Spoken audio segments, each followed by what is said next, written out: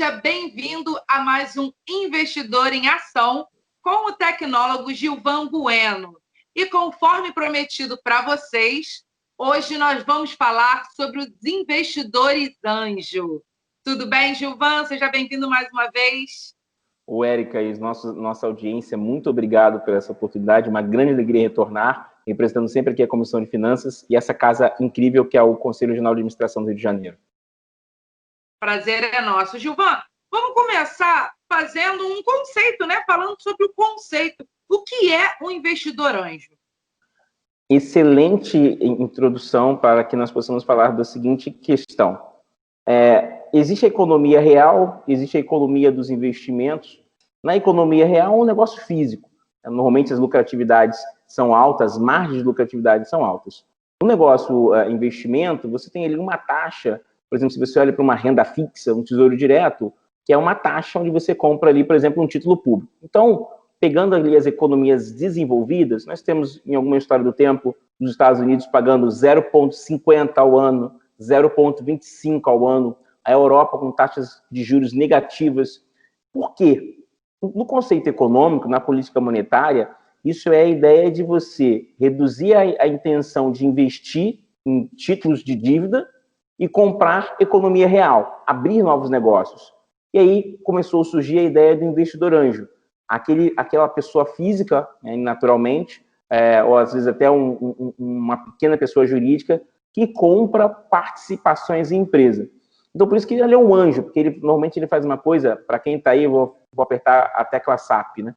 É o seed, né, que é o capital semente. Então, o investidor anjo, normalmente, ele faz o seed. E a gente fala muito também do family friends. O que é o family friends? Quando você vai começar um negócio, você chama a sua família e seus amigos e fala, olha, eu estou querendo abrir um negócio, o que vocês acham de investir no meu negócio? É o family friends. E aí o family friends dá o capital semente, que é o seed money, né, que fala assim em inglês. E quem faz isso, normalmente, esse primeiro aporte é o investidor anjo. Muito bem. E vamos lá, qual é a importância do investidor anjo para a movimentação da economia, para a criação de novos negócios? Como é feito isso e como está isso hoje em dia? Olha, existe uma lei complementar, que é a Lei 155 de 2016, que criou o investidor anjo. Ele pode ser uma pessoa física ou jurídica que vai estar ali aportando capital. Isso é ótimo, porque o Sebrae tem um famoso estudo das empresas que vão à falência. E nesse ambiente, principalmente agora de inovação tecnológica, você vai precisar muito de desenvolver sistemas, meios de pagamento, trazer capital humano. E nesse ambiente de crédito difícil e escasso, por exemplo, nós percebemos que os bancos fizeram muito PDD, provisionamento de débito duvidoso. Esse provisionamento conta a seguinte história. Olha, eu acredito que as pessoas não terão capacidade de pagamento e eu quero me resguardar. Então, a concessão de crédito é muito difícil. O governo fez também essa liberação do Pronamp, Érica, e foi muito demorada.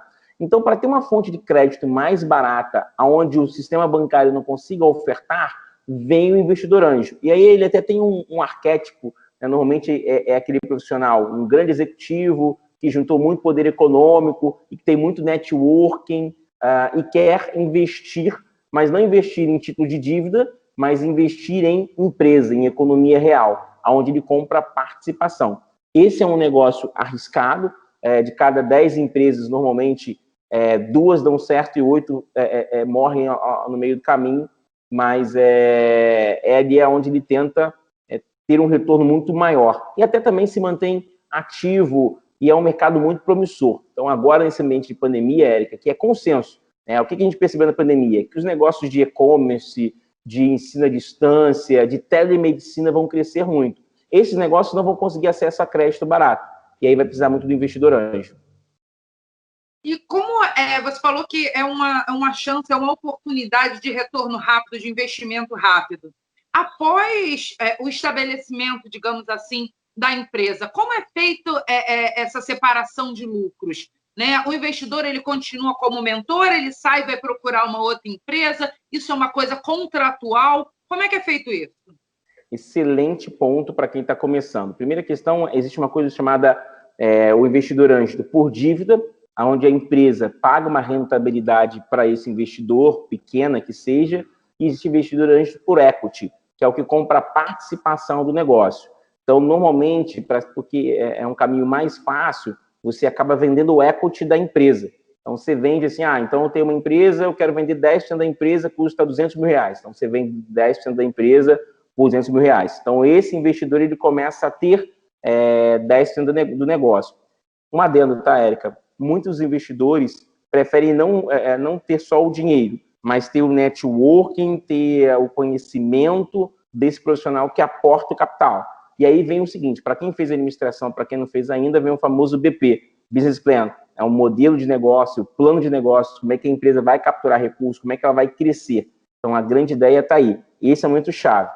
E aí, existe agora um problema em termos de legislação pela questão da tributação. Tá? Existe aqui a tributação para quem compra a participação no negócio, e esse negócio tem uma valorização, ele é tributado.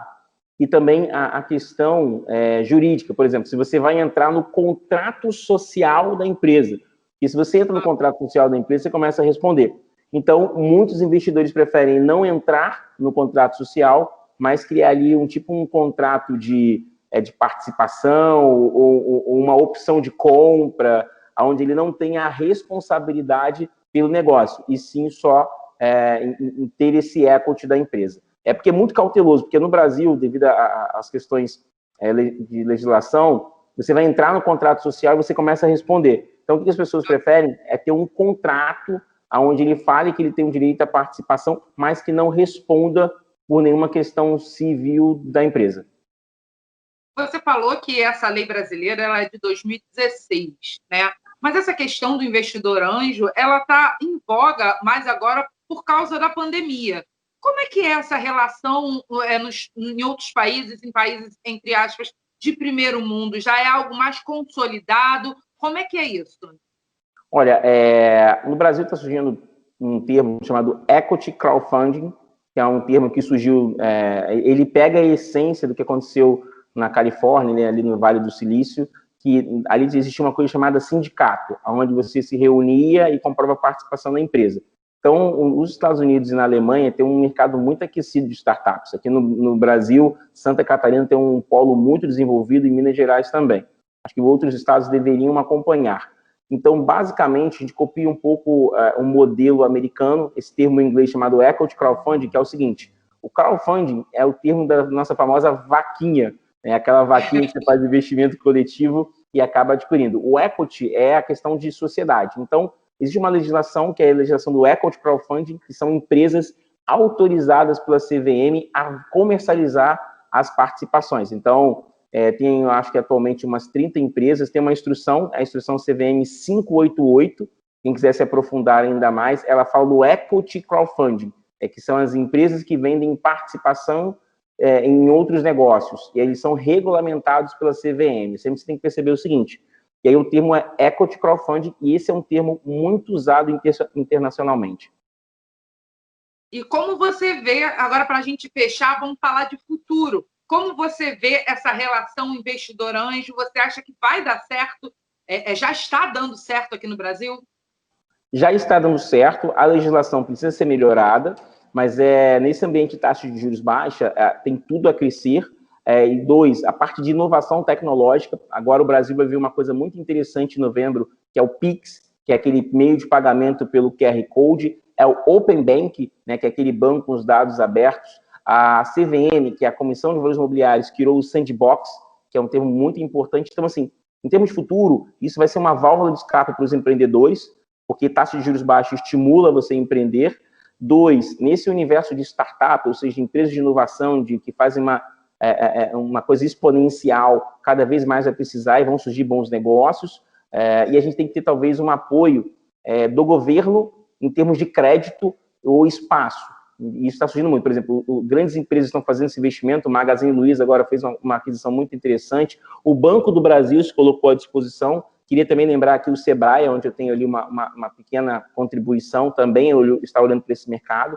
Então, assim, é um mercado muito promissor. Então, com o cenário de tecnologia, e-commerce, Pix, Open Bank, telemedicina, é um mercado que tem muito potencial a crescer. Só precisa de duas variáveis importantes: crédito e maior facilidade jurídica. E o terceiro ponto aqui, Érica, é a tributação. Houve muita reclamação da tributação do investidor anjo, tá? Mas, assim, para quem quer se aprofundar, instrução CVM 588, Equity Crowdfunding, e vale muito a pena acompanhar esse mercado de perto. E é uma fonte mais barata de captação, tá, Érica? Isso é importante lembrar. E aí, para quem é administrador, quem vive os cursos da universidade corporativa, sai na frente, tem uma vantagem competitiva absurda, porque a gente tem cursos ensinando como é o modelo de negócios, como é a questão de estruturar, então, é uma excelente alternativa. Então, com certeza, num novo Investidor em Ação, mais para frente a gente vai voltar a falar do investidor anjo, né? Com certeza, acho que é tema recorrente aqui, até parabenizar, porque esse tema é muito rico e pouco explorado. A gente pode depois tentar explicar para o pessoal, Érica, o que é um investimento série A, série B, série C, para vocês ficarem com um gostinho de quero mais. Opa, então tá bom. Então, semana que vem já vamos falar das séries do investimento. Gilvan, muito obrigada pela sua participação, por estar sempre aqui com a gente no Investidor em Ação. Até o próximo encontro. Muito obrigado. Até lá. Você que acompanhou a gente já sabe, semana que vem, séries de investimentos, e você sempre tem coisa nova aqui nesse canal do CRA. A gente se vê no próximo programa. Tchau, tchau.